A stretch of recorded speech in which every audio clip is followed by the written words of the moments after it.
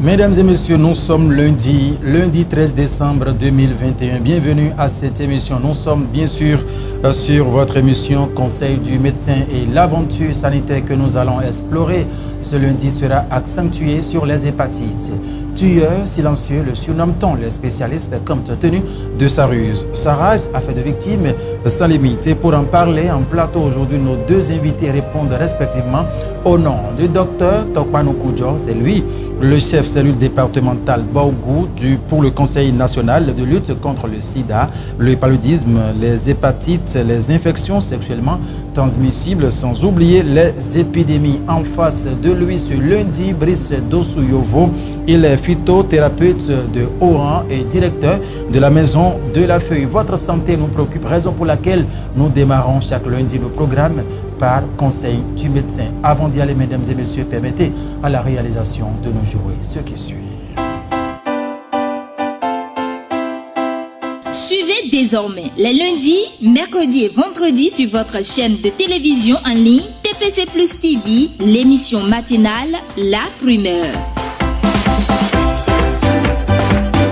La Primeur, c'est 3 fois par semaine avec les rubriques telles que la une des journaux, le direct du kiosque, le débat, l'horoscope du jour, le prénom du jour et enfin les astuces.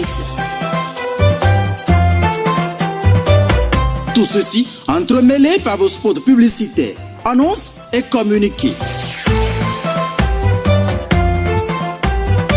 La Primeur, c'est avec les journalistes de la rédaction de TPC Plus TV pour une journée aussi informée qu'instructive. Prenez donc le rendez-vous tout en vous abonnant à nos canaux pour ne rien rater. TPC Plus TV, notre culture, notre identité. Je retourne ce studio, mesdames et messieurs, nous allons nous permettre de suivre de façon très générale ce que c'est que les hépatites. Ce sera donc avec nos deux invités. Il s'agit bien sûr de Dr Tokpanou Koudjo, spécialiste des maladies infectieuses, et de Brice Dosouyovo, médecin traditionnel. Je vous remercie beaucoup. Voyez-vous, les hépatites sont devenues un problème de santé un peu plus récurrente. C'est d'ailleurs pour ça, au nom des programmes du ministère également figure ce que nous appelons le programme de l'hépatite. Ça veut dire que nous avons commencé à accorder une place de choix pour les hépatites. Et les hépatites, sans doute, comme vous le savez, c'est une maladie silencieuse en fait. Donc c'est pour ça que nous recommandons aux gens que le dépistage soit précoce. Parce que les hépatites, surtout l'hépatite B, peut évoluer vers des complications. Et quand ces complications-là surviennent, c'est beaucoup plus dramatique. Effectivement, les hépatites, quand on en parle, c'est une grande famille de maladies qui ont pour une base principale le foie. Parce que qui parle d'hépatite parle d'une affection du foie. Mais cela ne suffit pas. Il faut distinguer les différents types d'hépatites qu'on peut avoir. On peut donc avoir les hépatites virales qui sont causées par les virus, notamment le virus A, B, C, D, E. Donc, il existe plusieurs catégories d'hépatites virales. Mais les plus connues sont donc les hépatites B, C et les A. D'accord? Ensuite, nous avons les hépatites éthyliques qui sont dues à une intoxication du foie par l'alcool. Donc cela se rencontre beaucoup plus chez les consommateurs d'alcool. Il faut également citer les hépatites médicamenteuses qui sont dues donc au surdosage en consommation de médicaments, notamment les paracétamol. Nous avons les hépatites toxiques qui sont dues à l'intoxication du foie par beaucoup d'autres éléments. Donc voilà un peu les différentes catégories d'hépatites qu'on peut citer. Oui, docteur Tokpanou, on vous aura compris. En quoi le médecin spécialiste des maladies infectieuses, toutes les formes de ces hépatites sont graves. Le cas beaucoup plus rencontré sous nos cieux aujourd'hui, c'est bien évidemment les hépatites virales de type B et C. N'est-ce pas cela, docteur? C'est ça qui nous concerne le plus souvent, c'est l'hépatite virale B qui évolue de façon drastique vers certaines étapes telles que la stéatose hépatique, la cirrhose du foie ou de façon vraiment grave le cancer du foie. Donc c'est cette hépatite qui menace plus les populations que les autres formes d'hépatite, en tout cas sous nos cieux. Parce que ailleurs, c'est l'hépatite C qui constitue la grosse menace de santé publique. Mais sous nos cieux ici, c'est l'hépatite virale B qui est notre danger le plus affiché. Parce que sa façon de se transmettre, la transmission de l'hépatite virale B est insidieuse. C'est une forme d'hépatite dont la transmission se fait par voie sexuelle, telle que le VIH-Sida par exemple, peut se faire également par mère-enfant, donc de la mère à l'enfant. On peut avoir une transmission par l'hépatite B, de l'hépatite B. Également, nous avons les transmissions par la voie sanguine. Par exemple, si on peut transfuser par erreur un sang contenant le virus de l'hépatite B à un autre, ou lors des scarifications ou bien les objets piquants tels que les piqûres, un agent de santé qui pique un patient ayant l'hépatite B, mais qui par inadvertance se fait piquer par la même aiguille, donc il peut être contaminé par l'hépatite B. Mais plus que ça, ce que amène l'hépatite B à faire une spécificité par rapport au sida, c'est que par la salive, par exemple, l'hépatite B peut se transmettre. Et vous connaissez nos habitudes alimentaires, nos habitudes de vie où nous mangeons partout au dehors. Les cuillères ne sont pas totalement bien propres avant qu'on ne les utilise. Ça passe d'une bouche à une autre bouche. Voilà. Donc, c'est pour ça que l'hépatite B vraiment est insidieuse et telle que les spécialistes l'appellent, on l'appelle une tueuse silencieuse. Et au début de cette maladie des hépatites, c'est en simple malaise que les symptômes se résument. Et c'est lorsqu'il s'agit justement de la phase aussi aiguë de cette maladie des hépatites virales. L'évolution se fait d'abord, vous allez commencer par une petite fièvre, et ça va passer inaperçu comme un paludisme. Vous allez penser que c'est le paludisme est négligé. Mais après cette phase qui est dite la phase aiguë, avec des maux de tête, des douleurs articulaires et musculaires, quelques vomissements, la phase d'ictère va s'installer. Vous allez voir que la personne a les yeux qui sont jaunes, la paume des mains qui sont jaunes. Au Bénin, chez nous, ici à Porto-Novo, on vous parlera de Ovagbo, alors qu'en réalité, c'est l'hépatite qui est en dessous. Ouais, donc si rien n'est fait ou bien le traitement va passer, ça peut rentrer dans la phase de complication. Et quand ça atteint le cancer du foie, il n'y a plus rien à faire, on perd la personne. Donc c'est pour ça que l'hépatite virale B est très grave, d'abord dans sa transmission, dans ses manifestations cliniques et dans ses complications.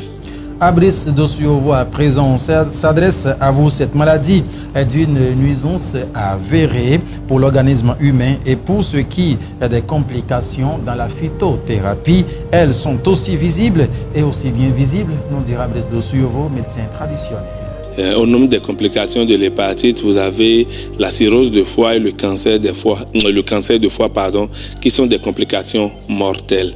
C'est pour ça que nous recommandons aux gens de dépister très tôt l'hépatite. Et voyez-vous, quand les hépatites, surtout B, est dépistée précocement, il y a des feuilles au niveau de la médecine traditionnelle qui peuvent guérir les gens de cette pathologie. C'est pour ça que nous recommandons aux uns et aux autres de dépister précocement les hépatites.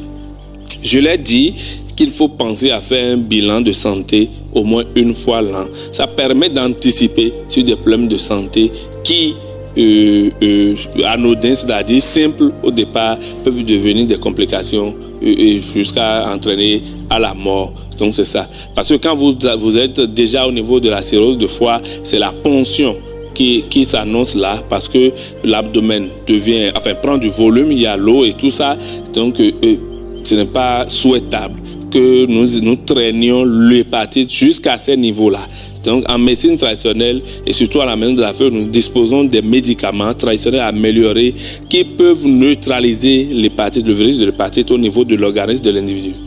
Et Brice Dosuyovo revient ici sur les complications des hépatites virales au niveau de l'organisme humain et surtout, il insiste. Et vous savez, quand vous souffrez de l'hépatite, c'est comme je l'ai dit, c'est une maladie silencieuse. Au départ, le virus peut être présent dans l'organisme et ne se manifeste aucunement. C'est-à-dire, vous n'avez pas de signes. Mais quand ça commence à s'accentuer, à devenir, à se manifester, c'est-à-dire, c'est là où vous constatez l'absence de sel ou difficulté de sel. C'est là où vous constatez l'apparition des boutons, genre dermatose. Vous utilisez les pommades pour les dermatoses, ça ne guérit pas. C'est les réactions du foie que vous constatez au niveau de la peau, ça.